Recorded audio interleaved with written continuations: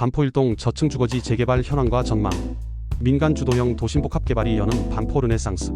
서울 강남권 중심에 위치한 반포일동. 한강변을 낀 뛰어난 입지와 교육교통생활, 인프라를 모두 갖춘 이곳은 오래전부터 강남 개발의 마지막 블루칩으로 불려왔다. 하지만 그 오랜 명성과 달리 반포일동 일대 약 7만 평 규모의 저층 주거지는 지난 10여 년간 정체 상태에 머물렀다. 낡은 단독주택과 다세대 주택이 혼재된 이 지역은 개발 수요가 끊이지 않았지만 현실의 벽은 높았다.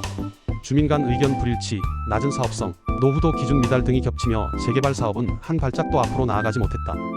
하지만 2025년 마침내 돌파구가 열렸다. 서울시와 국토교통부가 협업하여 발표한 민간 주도형 도심복합 개발이 새로운 전환점이 되고 있다. 기존의 공공주도 방식에서 벗어나 민간의 창의성과 자본력을 앞세운 이 사업은 노후도나 정비구역, 지정 여부와 무관하게 전략적 입지를 기준으로 성장 잠재력이 큰 지역을 우선 선정하여 고밀복합 개발을 가능하게 한다. 그리고 그 중심에 바로 반포일동이 있다. 1. 반포일동 재개발의 험난한 길. 반포일동은 서초구 북동부 반포로를 사이에 두고 아크로리버파크와 반포자이, 신반포 3차 등의 대단지 아파트와 맞닿아 있다. 하지만 도로 너머로 들어서면 전혀 다른 풍경이 펼쳐진다. 좁은 골목길, 무허가 건축물, 층수 24층의 노후, 다세대 다가구 주택들이 밀집해 있는 개발의 사각지대가 그것이다. 문제는 이러한 노후 저층 주거지가 재개발을 추진하려 해도 번번이 좌절돼 왔다는 것이다. 대표적인 이유는 신속통합기획 및 모아타운 등의 공공주도, 사업에서 요구하는 노후도 기준 충족 또는 주민 동의율 확보가 쉽지 않았기 때문이다. 서초구청은 몇 차례 주민 반대 민원을 이유로 사업 제한을 반려한 바 있다. 반대 측 주민들은 두 채를 준다 해도 전체 수익성이 떨어질 것, 용적률이 제한된 상황에서 높은 분담금이 예상된다며 현실적 우려를 내비쳤다. 2. 민간 주도형 도심복합 개발 해답이 될 수 있을까? 2025년 초 서울시는 국토부와 함께 민간 주도형 도심복합 개발 시범지구 추진 계획을 발표했다. 이는 기존 정비 방식과 달리 노후도 요건이나 구역 지정 절차 없이 민간 사업자가 개발 계획안을 제출하고 정부가 신속히 인허가 및 인센티브를 부여하는 방식이다. 사업성 확보가 관건인 반포일동에는 가뭄 속 단비 같은 기회다. 특히 반포일동은 서울시가 도시계획상 설정한 3도심 중 하나인 강남도심에 포함된 핵심 지역이다. 서울시 공간정보 포털을 통해 확인한 바에 따르면 이 지역은 성장 거점형 도심복합 개발의 범위 내에 명확히 포함되어 있다. 이는 곧 용적률 최대 1300%까지 상향 가능한 고밀도 개발이 가능함을 의미한다. 단순한 재건축이나 소규모 재생사업으로는 감히 꿈꾸기 어려운 고수익형 프로젝트를 가능케 하는 제도적 틀이다.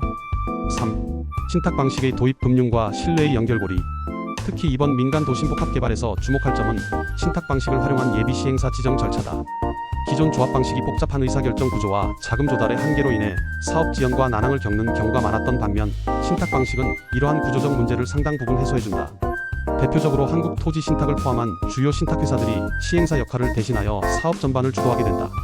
이 방식은 금융 조달의 안정성, 전문적 사업관리, 인허가 및 설계의 신속성 등을 가능케 하며 신속통합 재개발이 겪었던 단점들을 효과적으로 보완할 수 있다. 예비 시행사를 선정하기 위해서는 최소 5차례의 주민 설명회를 통해 신뢰를 확보하고 토지 등 소유자 25% 이상이면서 면적으로는 50% 이상의 주민 동의를 받아야 한다. 이후 예비 시행사는 관할 구청에 개발 계획과 절차를 제출하게 되며 서울시 및 국토부는 이에 대해 인센티브 부여와 행정지원 TF를 가동하게 된다.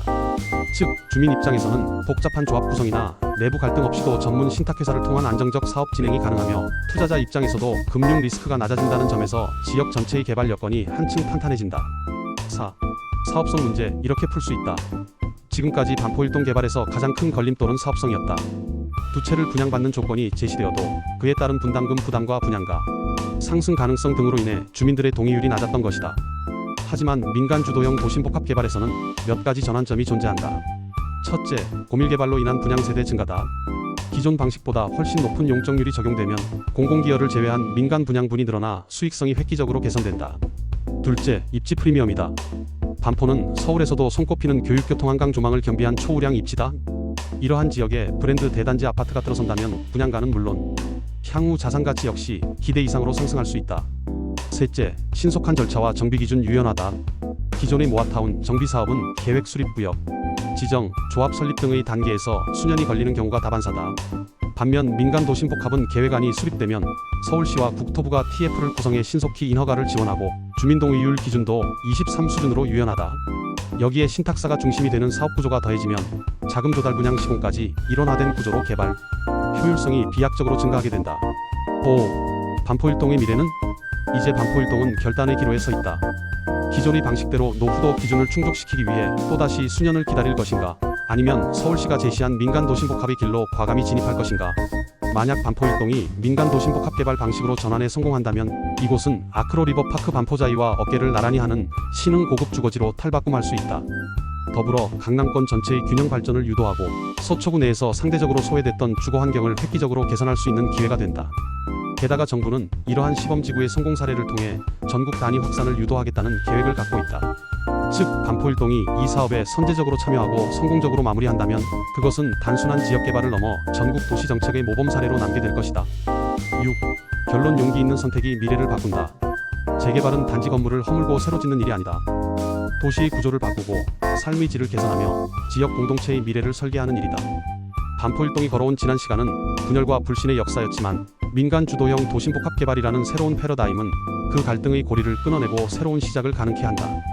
신탁 방식이라는 새로운 추진 주체의 등장은 이 개발 방식의 실질적 추진력과 신뢰를 부여하고 있다. 성공 여부는 결국 주민의 용기 있는 선택에 달렸다. 눈앞의 불확실성보다 긴 안목의 기회를 선택하는 이들이 많아질수록 반포일동은 그 이름에 걸맞은 르네상스를 맞이하게 될 것이다. 구독, 좋아요는 콘텐츠 제작에 큰 힘이 됩니다. 지금까지 스토리뉴스TV였습니다.